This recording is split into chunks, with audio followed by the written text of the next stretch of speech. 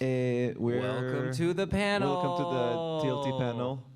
Yay! Let's go. So the panel, we're gonna show stuff that we usually don't get to show in most occasions. Basically, we have project files of songs that you guys know, and to make it kind of fun, we decided to not tell you which ones we're gonna basically be kind of like let you guys decide which ones to go first, but make it like a game. You may choose. So there's your 3 mystery folders, folder. and so I guess how do we want to decide? By rounds of applause, mystery folder 1. Ooh, no love for mystery folder 1. No, you can't take that back. That's mystery fine. folder 2. Woo! All right, there's energy to 2. Okay, mystery folder 3. I think it's 3. It sounds like 3. There's something about the number 3 that people get really hyped up. Yeah. So this is the project file for Marooned Life, and we're gonna show some cool behind-the-scenes stuff on FL Studio and how it was made. I'm gonna let it open.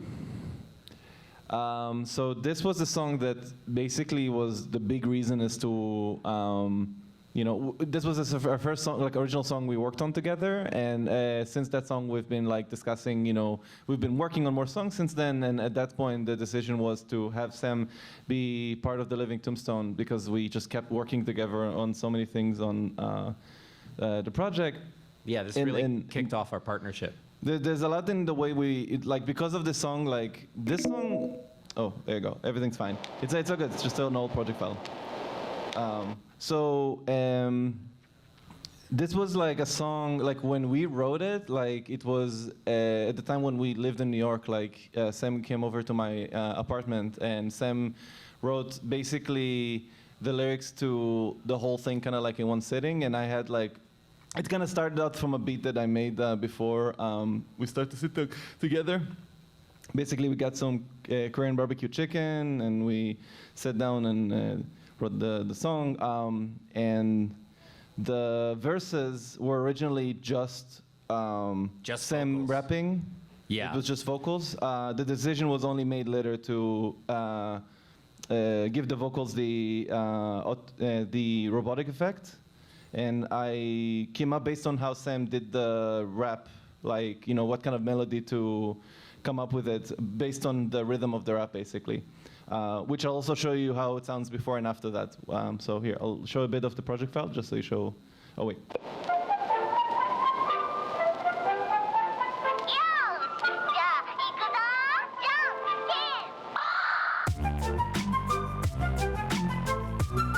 We'll get to the chorus and I'll stop and I'll get into breakdown in detail.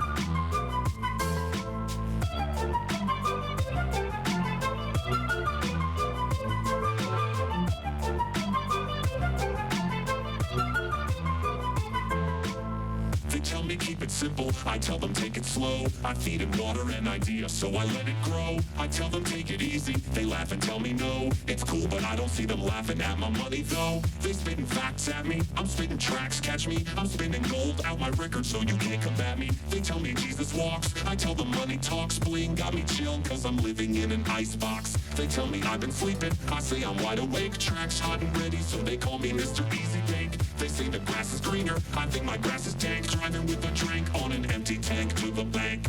Do you feel me? Take a look inside my brain. The people always different, but it always feels the same. That's the real me, pop the champagne. The haters wanna hurt me and I'm laughing at the pain.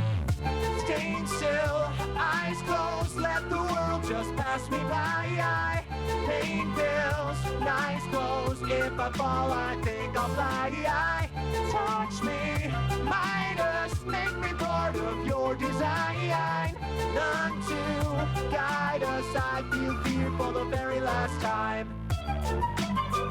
All right, okay, so yeah, Marooned Life. Yeah. Woo! So, breakdown stuff. So let's begin with the vocals. So I'm gonna solo this one.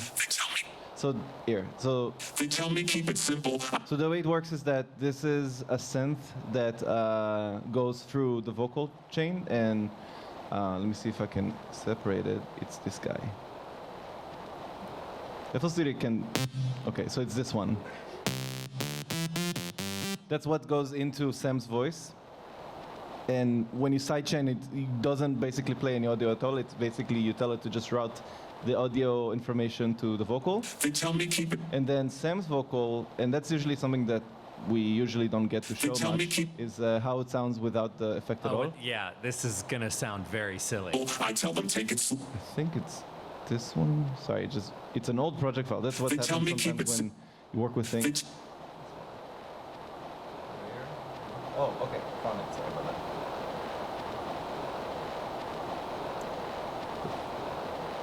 Tell me keep it. Okay, found There it. it They is. tell me keep it simple. I tell them take it slow. I feed and water an idea, so I let it grow. I tell them take it easy. They laugh and tell me no. It's cool, but I don't see them laughing at my money though. They spitting facts at Yeah. me. I'm spitting tracks. Catch me? I'm spinning gold out my records, so You you have can't to combat perform me. it in They, a specific way so the synth carrier picks it up well. they tell me keep It it. is a very, it's a They tell me very- keep it simple. I tell them take it. Because the idea, because when you compose, it's always to grid, and grid is always going to be robotic and specific. And You have when to deliver record it in a vocals, very kind of hey da da da da da. other than that, there's elements like They tell the bass is, I think, it's just a sine wave. It's like a sine going through RC20 for like some distortion, and it's like the way it works is that it would on higher notes suddenly peak, but on lower notes, would be more muddy and dull, basically. As a way to kind of give it a nice dynamic change, to like as a way to change kind of like the volume on its own in a full effect. Other than that, there's also the guitar parts, so my friend Orko, who's usually doing a lot of recordings for guitars, send me it's basically like he sent me this thing and then I edited it a little bit just to make sure that it loops in the right way. I think if I were just to continue it, there's elements of it in which, oh wait, no, it's the same. Okay, my bad. Listen, this is, a lot of it is going through old project files here.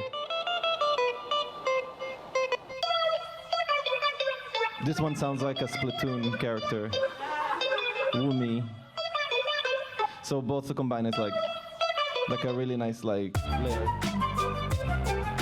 The other elements, you have Splice X, basically playing the original part from kind of like the anime that it's inspired by. So it's like little splits, splices. And then there's this decision to basically make it loop in the end there.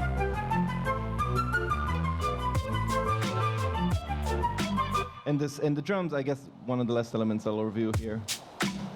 The snare, I think it's the snare, it's a little bit behind. So the kick is always on grid, but the snare,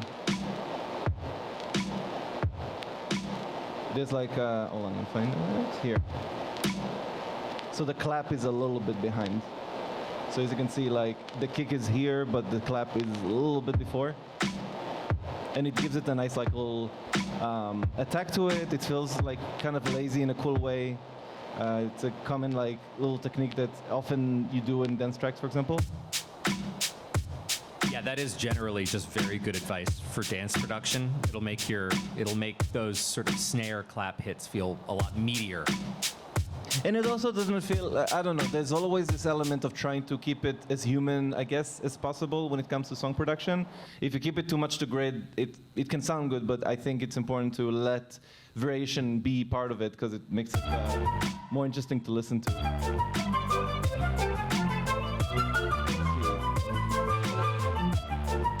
And I think that's it for this project. Not much going on in terms of the chorus. The chorus itself is mostly Sam's singing vocal. But there is one element that I did keep. I was gonna say in the chorus, it cuts off by accident my vocal right at the beginning of the first measure, so you don't get the s in the word staying still. So it often sounds like staying still, even though it is staying still. Staying still. Because what happens is that because it still goes through an effect, if the effect is enabled, and usually it's to kind of like a grid, it makes it so if Sam does it a little bit early, some sibilants would not get carried over. Staying still. I have something here that's kind of interesting. So, because we weren't really deciding at the time, like, what do we want for like the chorus to be, I remember suggesting a different idea for the chorus melody to be. Hurt me and I'm laughing at the pain.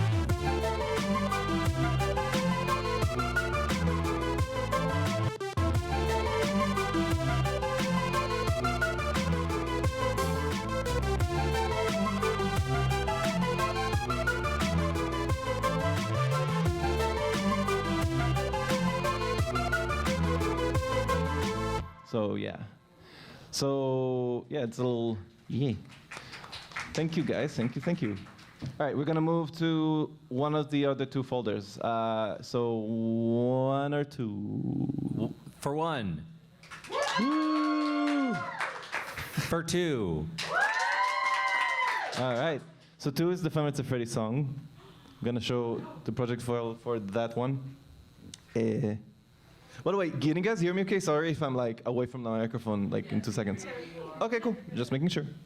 That one, okay, while it's loading, let me think. So, what was it? You don't have the voice notes in a playlist, do you? I don't know. I'd say let me see, maybe in the folder itself I can try to find it, but so basically what Sam's talking about is that usually for a lot of the songs that get made through, like if I start the song idea, I usually start with, my phone would, a phone would have a voice memo app, and what would happen is that, let's say, for the Five Nights at Freddy's song, I would record just melody ideas that I think would be fun to listen to or have a catchy component to it. So, for example,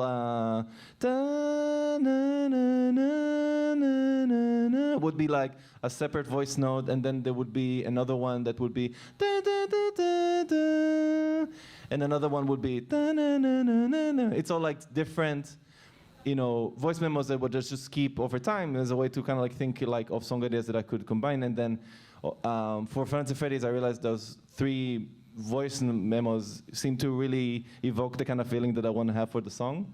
And in the way, Sam and I are a little bit different about this. Like, I usually would start melodies first and then lyrics. Sam would go lyrics first and also decide on chord progression in the beginning.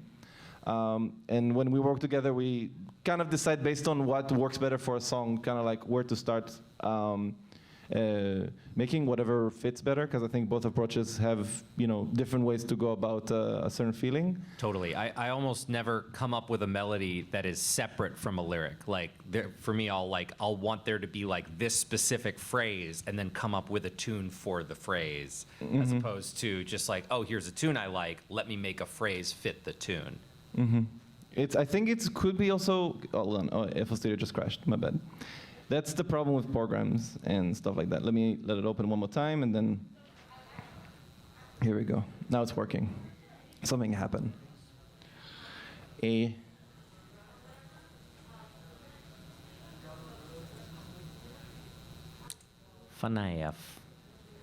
FNAF.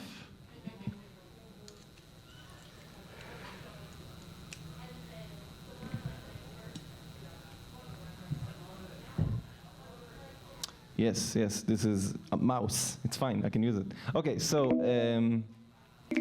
also, yeah, it's fine. It's just an old project files. Sometimes plugins don't work like intended, but they're fine. Let me lower the volume a bit.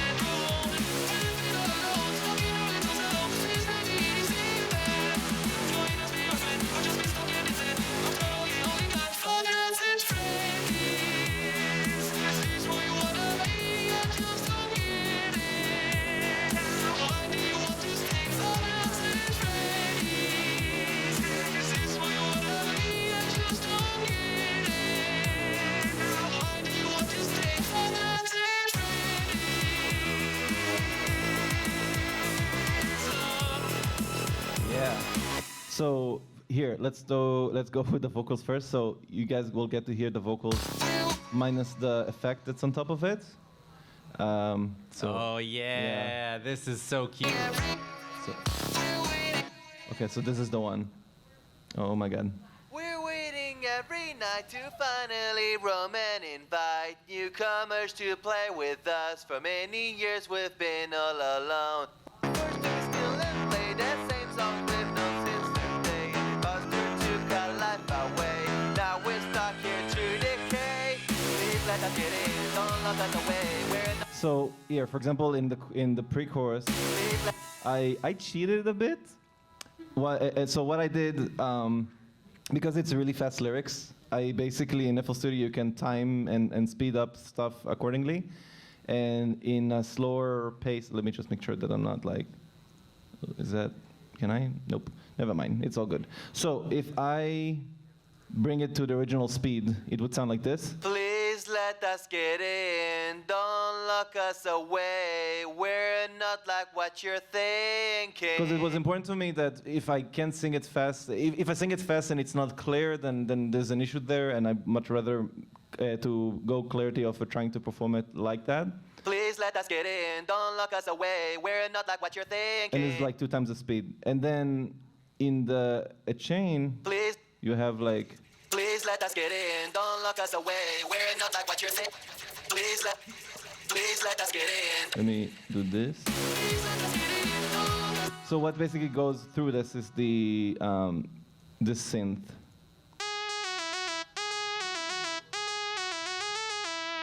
Which goes through this thing. This is, by the way, the thing that enables this kind of effect to sound like that. Don't lock us away. We're not like what you're thinking.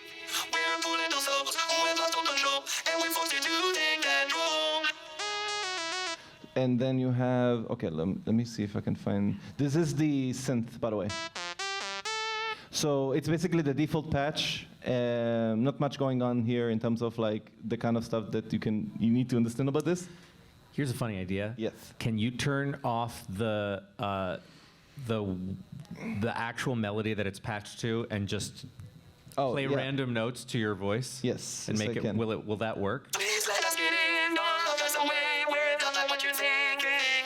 We're pulling those souls who have lost all control, and we forced you to take that role. Basically, it's like does a lot of the heavy lifting on making the melody what it is, which is.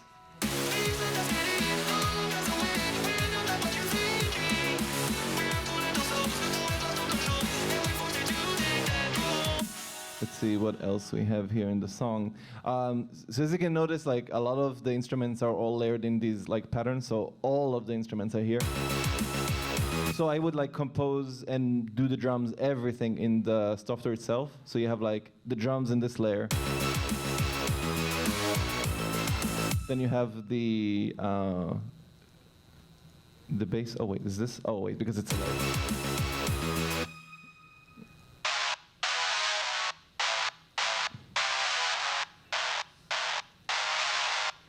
Then you have this thing. Basically a mini synth that has some distortion, I think, on top of it. Yeah, it has some distortion with a plugin that has a problem working.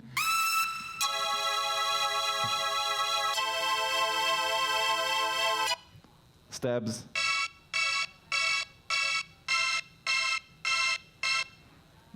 And What's interesting about those layers is I feel like those are some of the least audible layers in that period, in that section of the song. It's like, yeah, it's like, because usually when you lay instruments on top of each other, it's more about You're building texture, yeah. it's like you're doing the landscape. It's like you have the trees and the mountains, blah blah blah. But then you're not really thinking about individually those different elements. It's all about the landscape. Music is very much landscape based. It's like you're setting the scene for like a feeling, kind of like when you're making, I guess.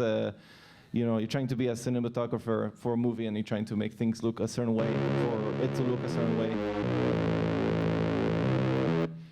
And then you have everything else together.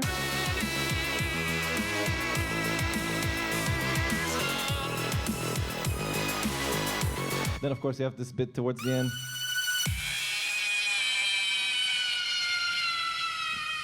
remember like contacting Scott, asking for permission to use the X Scream, and also discovering because like in the game it's like usually cut off to like 1 second. 5 seconds. Exactly, and in the 5 seconds you listen to it and you're like, oh, it's a child screaming, and it's like when you don't really realize that it just sounds like a scream of like a machine or something. You don't really know about this stuff. It's interesting, like 5 Nights at Freddy's tidbits. That was 5 Nights at Freddy's. We'll go through the last of the mystery folders.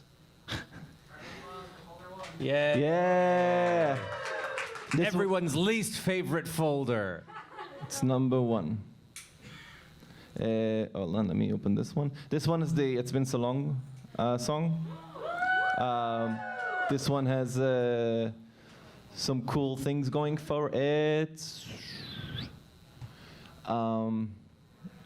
All good. 1 second.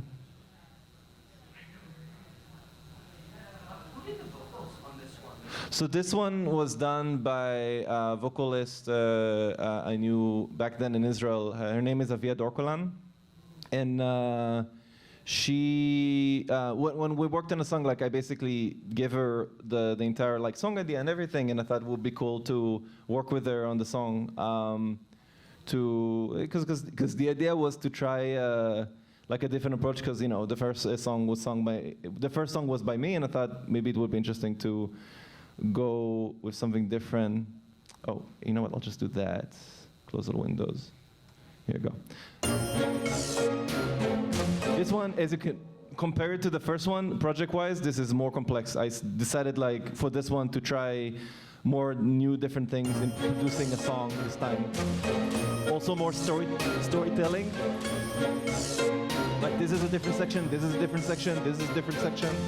I don't know what I was thinking, leaving my child behind. Now I suffer the curse and now I am blind. With all this anger, guilt and sadness calling to haunt me forever. I can't wait for the cliff at the end of the river. Is this revenge I'm seeking, or seeking someone to avenge me? Stuck in my own paradox, I wanna set myself free. Maybe I should chase and find a fall. They'll try to stop it. It won't be long before I'll become a puppet. It's been so long since I've seen my soul lost to this monster, to the man behind the slaughter. Since you've been gone, I've been singing this to this song so I could ponder the sanity of your mother. Oh, okay. All right, some stuff to cover real quick. Okay, this is one case where I did actually save a bunch of voice memos from before. This was recorded, this was from 2011. It's like a separate melody idea that was like, oh my god, this is cool, I'll save this. Like, you have to imagine me going like in a random street with my phone like a crazy person and just like recording something like this. But that's the thing, it doesn't matter if it's And a cool also idea. 3 years before you made the song. Exactly, yes. So it really helps in not being stuck in a writer's block, I guess, because then you have the ideas that you would think later to maybe use for something, and it enables you to do like that. Another one.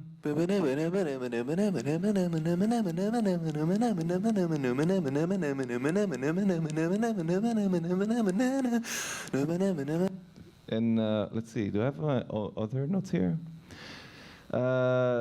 These two, apparently, I have saved.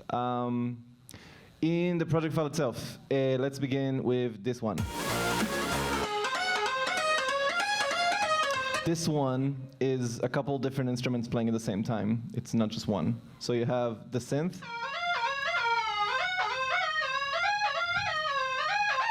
And a little bit of a sliding note thing going on.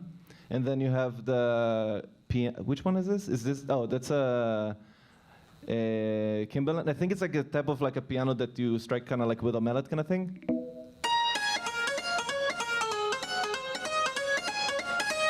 And together, like this gives a nice like a punch, and the synth, gives it a nice like tune.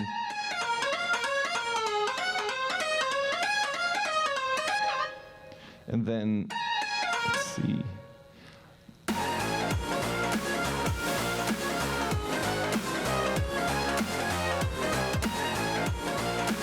There's all like the different layers of guitars that Orko, my friend, sent.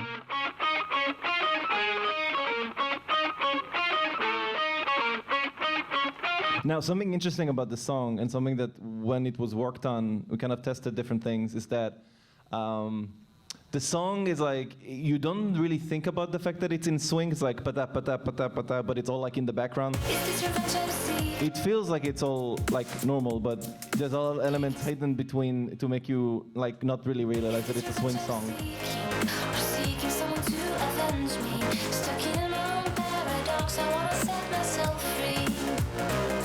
Maybe There's lots of elements here. it's peace. That's basically an entire stack of just synths that all do the layer parts, the bass parts.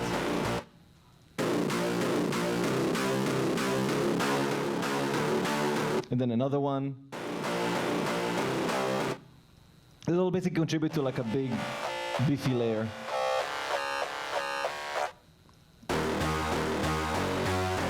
So I really recommend in music production to not have one sound, just layer stuff. You have choirs in the back. That's kind of inaudible. This element usually gets kind of buried. It's been so long since I've seen. Without it, It's been so long since I've seen my soul lost to this monster. To the and with it, behind slaughter. Since you've been gone, I've been singing this stupid song so I could ponder the sanity of your mind. let me skip ahead a bit. So this one, a lot of it was done with like Orko when he recorded the guitars. Because for example, you have one layer doing this thing. It's like almost like a phaser on top of the guitar signal. And then this one.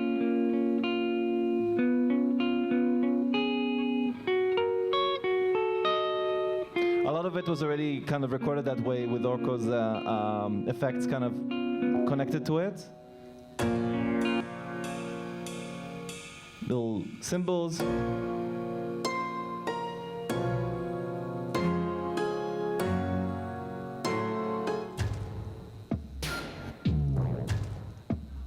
This is like a pack. This is like part of orchestral essentials that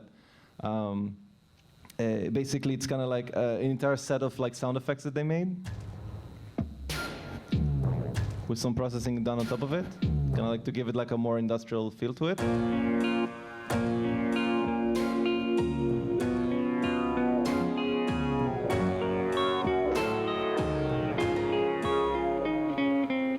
Yeah, iconic. Yeah, no,